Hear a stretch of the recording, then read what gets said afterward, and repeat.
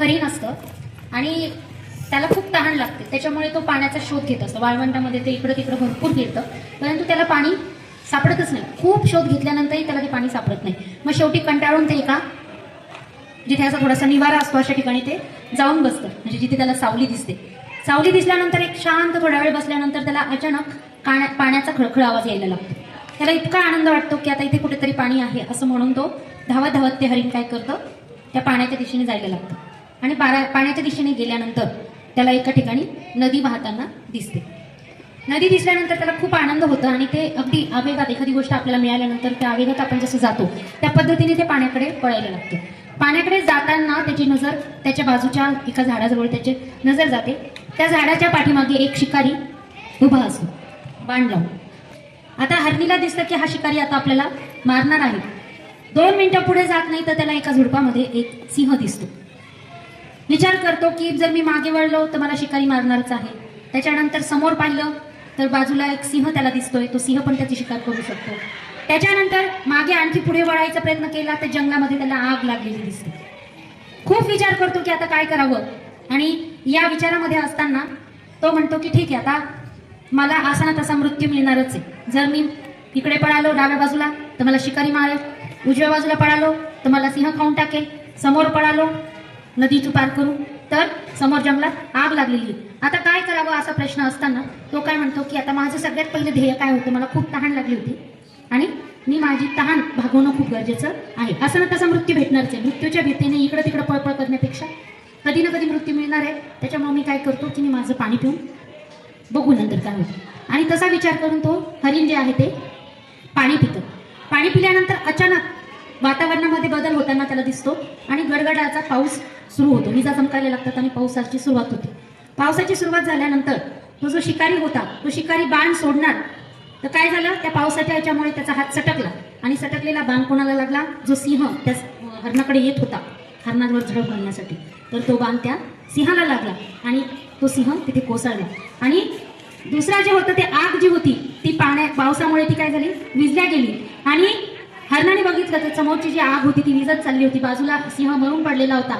आणि शिकारीला वाटलं की आता बाण सुटलेला आहे, परंतु समोर सिंह येताना दिसला आणि सिंहाला घाबरूनच बाण कोणाला लागला हे त्यांनी बघितलंच नाही शिकाऱ्याने, आणि सिंह येताना दिसला त्याच्यामुळे तो सुटलेला बाण तो सिंहाला लागलेला त्यांनी पाहिलाच नाही आणि तो देखील पळून गेला. म्हणजे अशा पद्धतीने त्या हरिण जे होतं, त्या हरणाचं जे ध्येय होतं, त्याला पाणी पाहिजे होतं, त्याला मिळालं होतं. मग ह्या सगळ्या गोष्टी बघा आपल्या आयुष्यात पण असं घडत असतं. आपल्या आयुष्यात पण असे संकट येतात की आता आपण काय करावं हे आपल्याला कळत नाही. त्यावेळेला आपण आपल्या डोक्याला शांत ठेवायचं असतं आणि शांत डोकं ठेवून विचार करायचा की आधी सध्या सगळ्यात गोष्ट महत्त्वाची माझ्यासाठी काय आहे. तसा विचार करून ठरवायचं की आता हे महत्त्वाचं माझ्यासाठी हे आहे ना, मग मी ते पूर्ण करणार आणि नंतर बघूया काय होणार ते. म्हणजे महत्त्वाचं काय आहे, आपलं ध्येयपूर्ती करणं खूप गरजेचं आहे. अपना मकसद क्या है वो पहले देखना, मकसद पहले पूरा करना और फिर आने वाले जो संकट है उसको, त्या संकटांना आपण काय करायला पाहिजे, तोंड द्यायला पाहिजे. म्हणजे अशा पद्धतीने या गोष्टीतून मिळते की शिकवण काय मिळाली आपल्याला, की येणारं संकट तर येणारच आहे, ते जाणार आहे का, नाही. संकटाचा सामना करण्यासाठी आपल्या मनाला आपण शांततेने आधी विचार करायचा की या संकटावर मी कशी मात करू शकतो, आणि तत्पूर्वी आपलं जे ध्येय आहे ते ध्येय डोक्यात ठेवून आपण काम करायचं. जसं हरणाच्या बाबतीत ही गोष्ट तुम्हाला सांगितलेली आहे. कळालं का गोष्ट? हां. तर बघा या गोष्टीसाठी काही नाव द्यावं असं वाटेल का तुम्हाला? काय नाव देतात? हां, विचार व संकट. बरं, अजून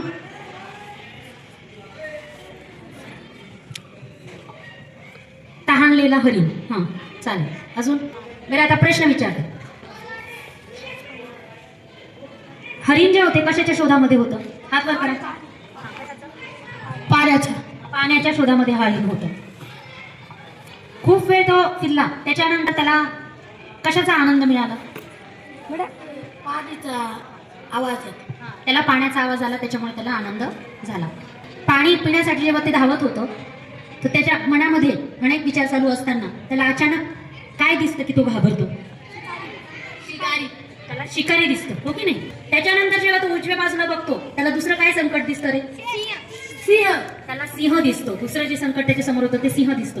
बरं, तो समोरच्या साईडला पळण्याचा प्रयत्न करतो तर काय दिसतं त्याला? झाड. जंगलात त्याला आग लागलेली दिसते, हो की नाही? म्हणजे असे हे संकट त्याच्या समोर असतात. मग त्याच्यावर तो पर्याय काय शोधतो रे? हा, काय पर्याय करतो? असं समाधानच आता पाणी पिऊन तरी मला. म्हणजे सगळ्यात पहिलं त्याचं जे ध्येय होतं, मकसद होतं, ते आपण पूर्ण करावं असं त्यांनी ठरवलं आणि तो त्याच्यानंतर त्याच्यातून त्यांनी त्याचं ध्येय पूर्ण केलं. आणि शेवटी मग काय ना त्याला शिकायला लागला ना तो तीर बाण, सिंहाला तो बाण लागला. कोणाला लागला? सिंहाला. ही संकट आहेत, परंतु हे संकट मी आता शांत मनाने जर विचार केला तर माझं जे सगळ्यात महत्वाचं काय काम होतं, पाणी पिणं, मी ते पिणार आणि त्याच्यानंतर जे येईल त्याला मी सामोरं जाणार. अशा पद्धतीने ही गोष्ट संपलेली आहे.